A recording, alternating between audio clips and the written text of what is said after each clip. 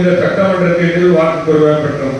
நடந்து முடிந்த உள்ளாட்சி தேர்தலில் குறைவான வாக்கு பெற்றோம். இது உங்களுக்கு ஒன்றாக சிறிதாக இருக்கலாம், உங்களுக்கு ஒன்றாக இதை பற்றி கவலைப்பட வேண்டியதில்லை.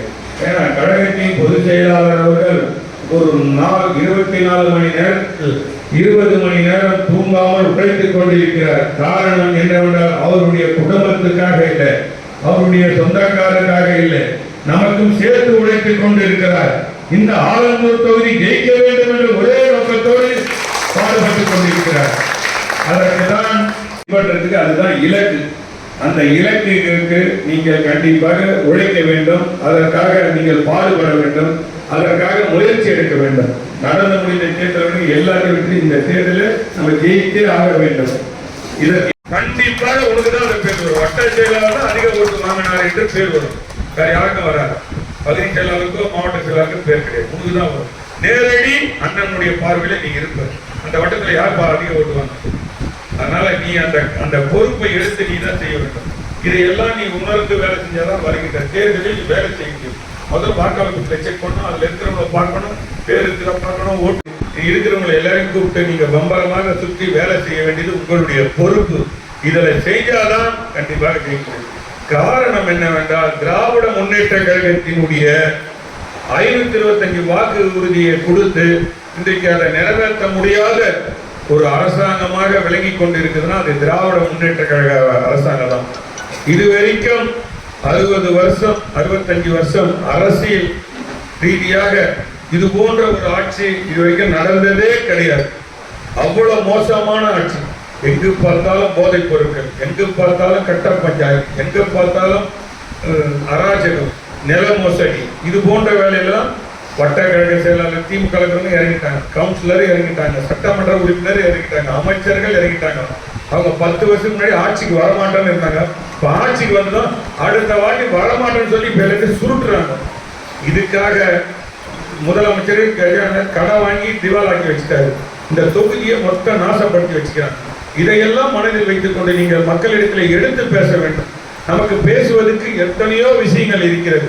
நீங்க அதையெல்லாம் எடுத்து சொல்லி மக்களிடத்திலே மிகப்பெரிய ஒரு எழுச்சி இருக்கிறது.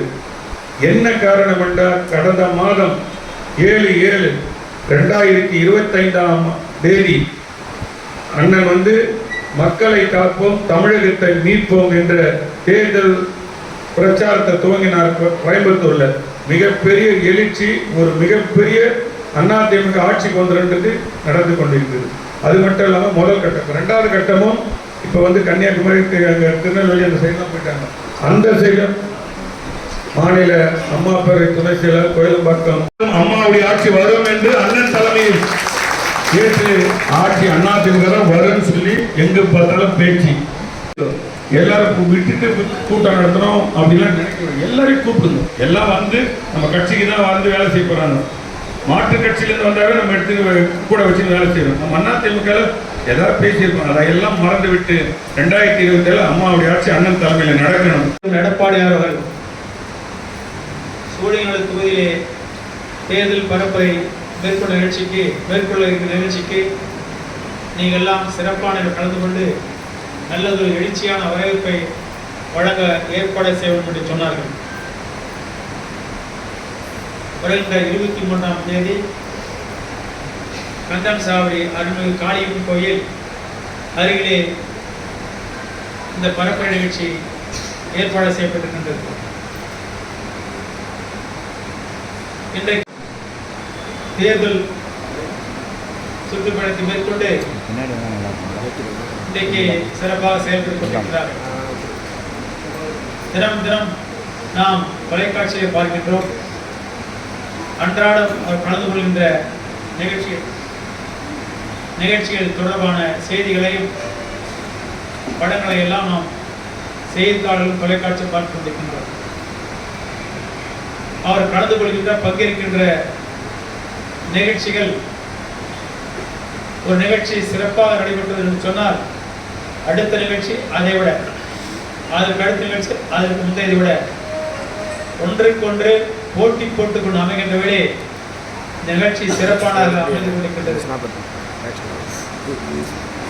அந்த வகையிலே இன்றைக்கு சென்னை மாநகரத்தில் உள்ள 18 சட்டமன்ற தொகுதிகளில் முதலாக கழகத்துடைய பொதுச் செயலாளர் தேர்தல் பரப்பை மேற்கொள்கின்ற முதல் தொகுதியாக சோழிங்கர் சட்டப்பேரவை தொகுதி விளங்க இருக்கின்றது. ஆகவேதான் இந்த 18 தொகுதிகளுக்கும் எடுத்துக்காட்டாக இந்த தொகுதி விளங்குவதற்காகவும் தமிழ்நாட்டில் உள்ள மற்ற இடங்களில் அண்ணன் பிரச்சார பயணம் மேற்கொண்ட நேரத்திலே அவர் கழித்த அந்த எழுச்சி வரவேற்பை காட்டிலும் சென்னை புறநகர் மாவட்டம் முதன்மையான இடத்தை பெற்றதென்ற வகையிலேயும் உங்களுடைய பணி இருக்க வேண்டும் என்று இங்கே கேட்டுக்கொள்கிறேன். இன்றைக்கு கடந்த காலங்களில் பார்த்தோமானால் ஒவ்வொரு நிகழ்ச்சிக்கும் கழக நிகழ்ச்சிகளுக்கு ஆர்ப்பாட்டங்களுக்கு நிர்வாகிகளும் செயலாளர்களும் திரட்டி சேர்க்க வேண்டும் என்று சொன்னால் வட்டக்கழக செயலாளர் சொல்லிவிட்டால் போதும், அவர் ஏற்பாடு செய்து கொண்டு வருவார்கள். கடந்த காலங்களில் ஒரு வட்டத்திற்கு 20 பூத் இருக்கும். அந்த வட்டச்செயலாளர் 20 பூத்துக்கு சென்று தோராயமாக ஒரு 20 பேர் 50 பேர் சேர்த்தாலே போதும், முடியாது. இன்றைக்கு அப்படி இல்லை. ஒவ்வொரு வட்டமும் 10 பாகங்களை கொண்டதாக இன்றைக்கு பிரிக்கப்பட்டு பணிகள் சிறப்பாக. இந்த பாகங்கள் எப்படி அமைக்கப்பட்டது என்பது நன்றாகவே தெரியும்.